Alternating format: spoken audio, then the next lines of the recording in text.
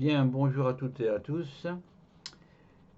Je vais donc vous raconter la suite de cette nouvelle, issue de 13 nouvelles en feu d'artifice, qui porte sur le dragon de la gare. C'est donc l'épisode numéro 2. Nous en étions au terme du premier épisode où j'arrivais dans une gare très ordinaire, une gare secondaire et de campagne. J'avais en face de moi un monument, un bâtiment plutôt original, avec un liseré qui faisait le tour du bâtiment, un camé avec l'image d'un chef de gare délavé par le temps, et j'étais au moment où le train allait s'ébranler à nouveau. Moi, j'étais descendu avec ma valise et je descendais dans le souterrain qui me permettait de rejoindre le quai d'en face. Oui, voilà. Quand tout à coup, il y a quelque chose d'original qui se passe. Je reprends le compte. Qu'est-ce que c'est que ce truc-là, m'exclamai-je. Deux yeux brillaient dans l'ombre suintante. Ils me regardaient comme dans la flaque d'eau. De surprise, je reculai et lâchai ma valise. Mais le regard était bon. Je m'approchai. Dans l'obscurité, ma pupille s'arrondissait en une pleine lune qui réfléchissait la moindre lumière. Une tête était tournée vers moi. Je ne savais que faire. C'est d'ailleurs lui qui parla le premier. Tu marches sur ma queue. Sa voix était profonde et un peu flûtée. Oh pardon, je ne l'avais pas vu. Je retirai mon pied de quelque chose de mou, long, et sur lequel des vagues ondulaient, comme sur le dos du triton de ma fontaine. J'y voyais maintenant parfaitement, ma pupille s'étant dilatée. L'être devait avoir 2 mètres de long, comme moi, mais lui à l'horizontale. Il était de 1000 couleurs bleues, dans une gamme claire, si bien que j'étais convaincu qu'il devait disparaître aisément dans un ciel d'été. Je n'avais encore jamais vu pareil animal, si c'en était un, car un animal qui parle. Il continuait. « Aide-moi, s'il te plaît. » La voix se faisait tendre, suppliante. J'étais dans d'excellentes dispositions. Quelle curieuse rencontre, dans ce couloir où tout se hâte, dans cette voie de passage où nul ne s'arrête.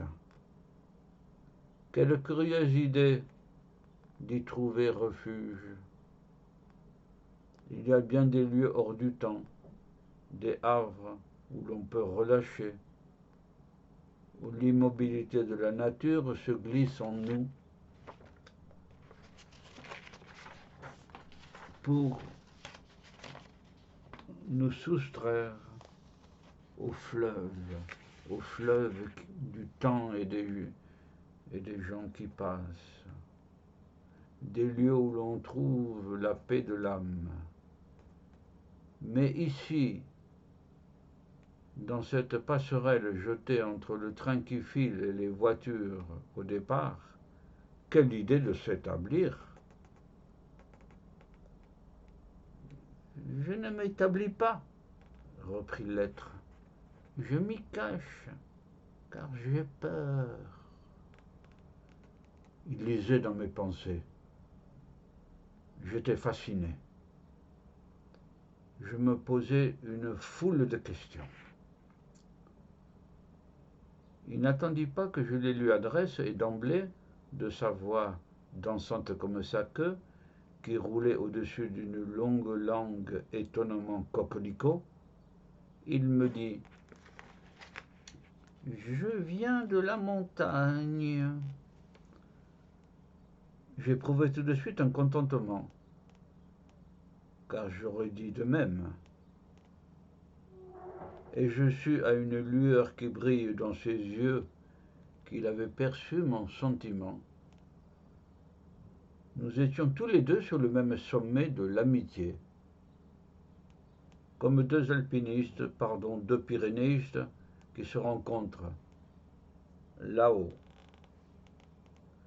Je viens de la montagne où je suis né et j'ai voulu voir le monde.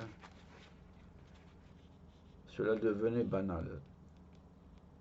Un instant, la vieille chanson allemande du petit Hans, qui s'en va seul par le vaste monde, égrena ses clarines joyeuses dans mon cerveau. Hähnchen klein ging allein in die weite Welt hinein, Mutter aber weinet sehr, hat ja nun kein Hähnchen mehr. Traduction, le petit Hans, le petit Jean va tout seul sur les routes du monde entier. Sa mère pleure beaucoup car elle n'a plus de petit Hans. Voilà. Mais l'autre, cet être, poursuivait. Ce n'est pas que je m'ennuyais là-haut, c'est même beaucoup plus joli qu'ici, et grand, immense. Mais c'est le soir, au crépuscule, quand après le souper je m'enroule au bord du col qui surplombe vos vallées. Oh, tous les yeux qui s'allument dans la nuit. Quand j'étais tout petit, je croyais que les montagnes étaient entourées de lacs qui s'allumaient la nuit du reflet des étoiles. Mais maintenant, je sais que ce sont des yeux, les yeux de tous mes frères qui s'éveillent. J'étais interloqué.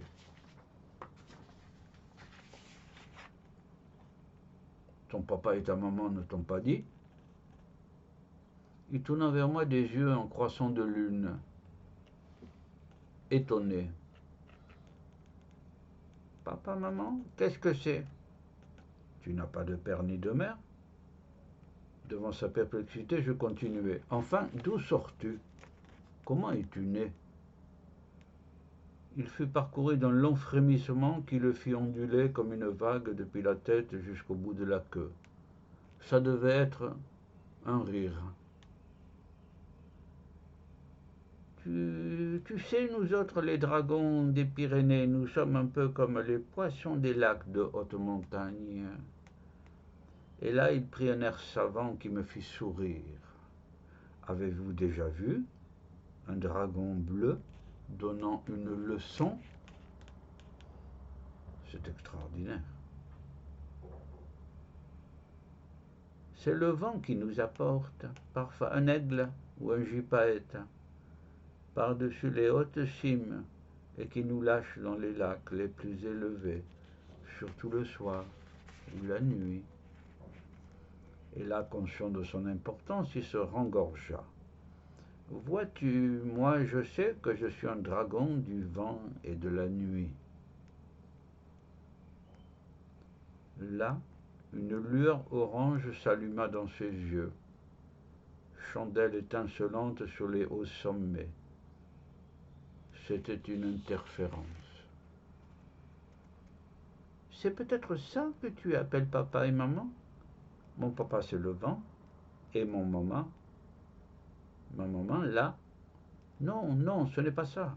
Si le vent t'apporte de loin, c'est peut-être un œuf qui l'emporte. Tu as bien un père, une mère qui te ressemble.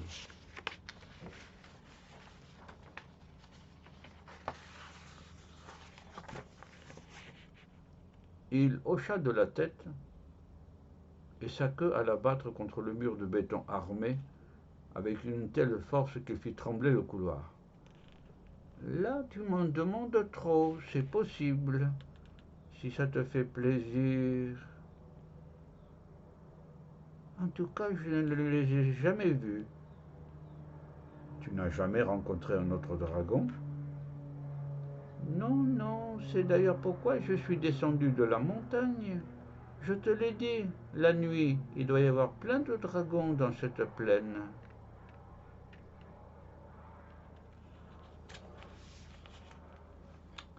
Nous nous arrêtons là pour cet épisode numéro 2. Nous sommes en face de maintenant d'un dragon des Pyrénées qui forcément est dans la montagne et qui la nuit regarde la plaine et qui est persuadé en regardant la plaine, à voir toutes les lumières qu'il y a, que la plaine est peuplée de c'est pareil, des dragons qui serpentent. On va voir tout ça et avancer dans l'aventure poétique et du sens dans l'épisode numéro 3. Dans cette perspective, je vous dis au revoir à toutes et à tous et à la suite de cette aventure.